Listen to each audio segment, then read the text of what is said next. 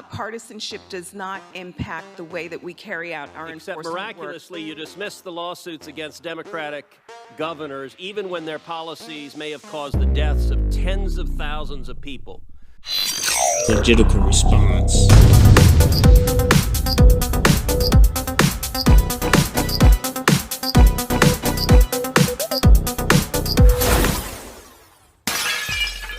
What's up, everybody? Thanks for tuning in. I'm glad y'all clicked on the video. We got some more legitimate response coming, but first, if I could ask you guys a favor, if you don't mind, click that subscribe button down below. It sure would help me out a lot.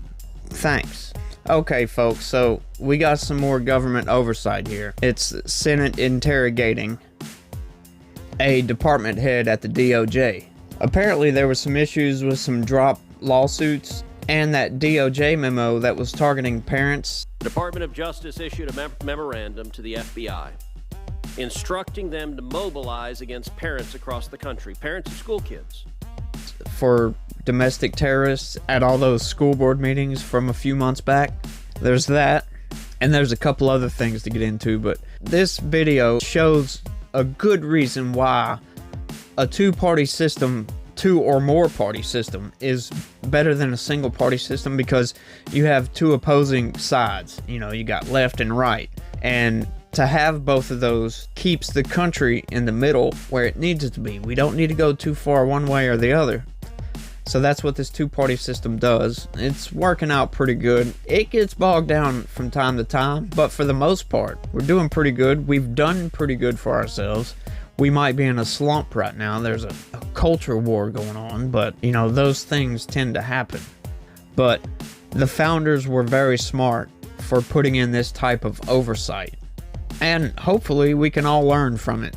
Let's roll the clip. Ms. Clark, when you testified before this committee and when Attorney General Garland testified before this committee, after you were there, after Merrick Garland was there, the Department of Justice issued a memorandum to the FBI instructing them to mobilize against parents across the country, parents of school kids who have the temerity to show up at school boards and express their opposition to the teaching of critical race theory, a pernicious theory that divides us on racial lines, that tells school children the lie that America is fundamentally racist, that America is irredeemably racist, that all white people are racist. It spreads racial division.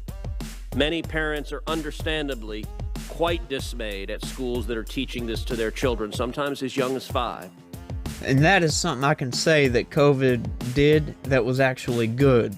It opened parents' eyes up to what was going on at some of these schools. And apparently some of it was really, really out there. I mean, it was really far left. I mean, you don't teach kids that they're inherently racist because they're of a certain race.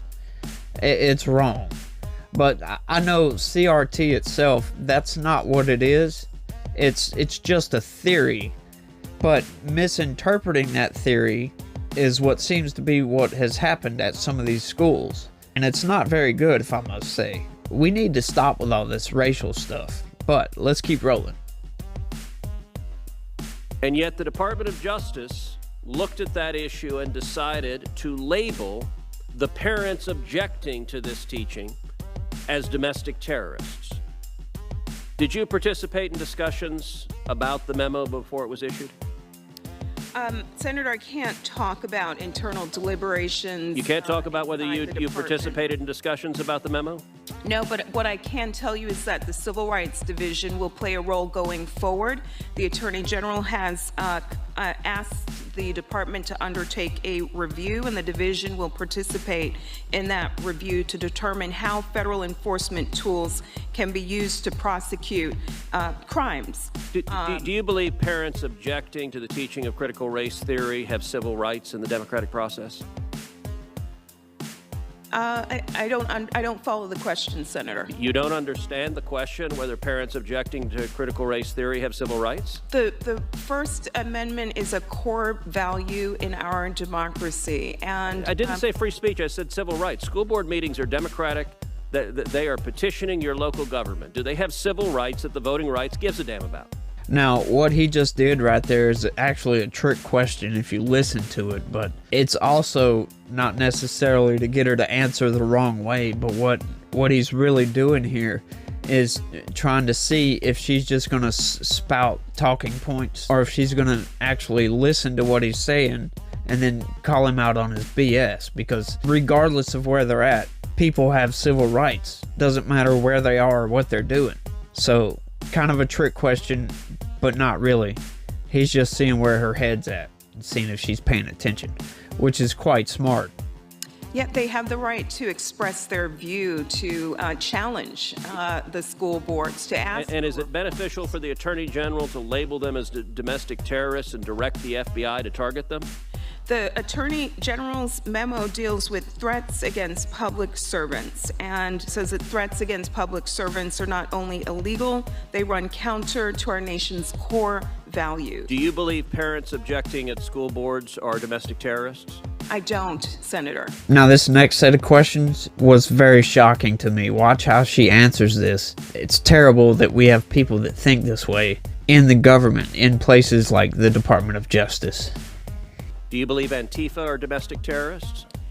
I don't have a view about Antifa. Do you believe the Black Lives Matter protesters who burned shops, who firebombed police cars, who murdered police officers, do you believe they're domestic terrorists?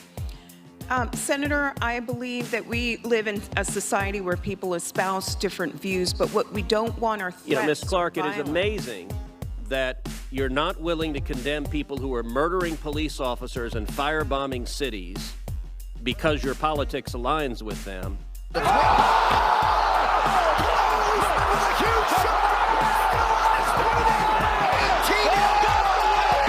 But at the same time, when it comes to parents at school boards, you're perfectly comfortable with calling a mom at a PTA meeting a domestic terrorist. And Senator, that was a blatant straw man, and I wish you wouldn't do stuff like that. Ms. Clark, with all due respect, this demonstrates why the Democrat proposal to take someone with as long a partisan record as you have and to put you in charge of striking down any voting rights law in the country that you disagree with is nothing but a partisan power grab. Let me give another example, because your division has operated in a purely partisan way. The Department of Justice dismissed the civil rights lawsuits against the state of New York, the state of Pennsylvania, the state of Michigan for those governors' policies that sent COVID-positive patients into nursing homes, forced the nursing homes to take those patients, a decision, a political decision that resulted in tens of thousands of deaths. One of those governors, Andrew Cuomo, has now resigned in disgrace, and his staff had admitted they lied, underreporting the deaths that policy caused, and yet your division dismissed the lawsuit against those Democratic governors. How are we to see that as anything other than a purely partisan decision? The letters that were issued to officials in the matters that you referenced were put together by career officials inside the department. The fact that she answered that question that way is very, very disappointing to me. You know, I was wanting to believe that they had a good reason for dismissing cases like that, but with her answering that way, Were put together by career officials inside the department.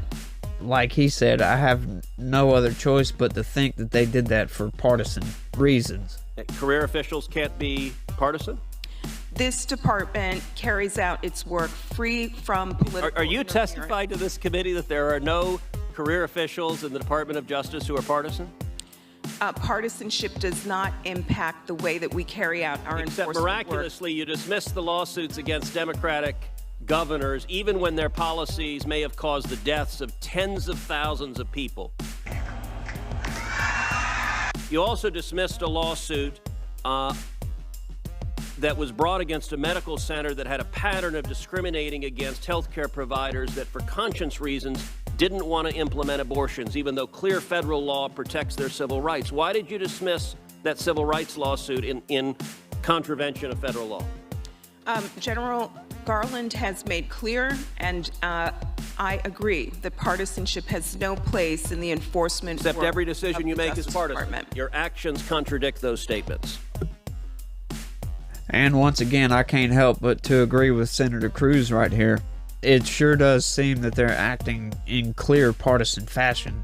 And they really shouldn't be. They should be in the middle. They should not have any kind of political bias whatsoever. But it's clear that they do, because if they didn't, then they would give reasons as to why they did what they did. But they want to give some kind of BS runaround reason that doesn't make any sense. And, you know, that's their choice. They can answer it that way. I think it's kind of stupid. It shows corruption in the government. Sure, we need to see that corruption, but it's disappointing that it's there in the first place. Once again, it goes back to, this is why I do believe having a two-party system, if not a three-party system, is really good for checks and balances. Keeps check over everything. Nobody can have too much power to go either way. That's all I got for this one. Y'all, thanks for watching. Be positive. Peace.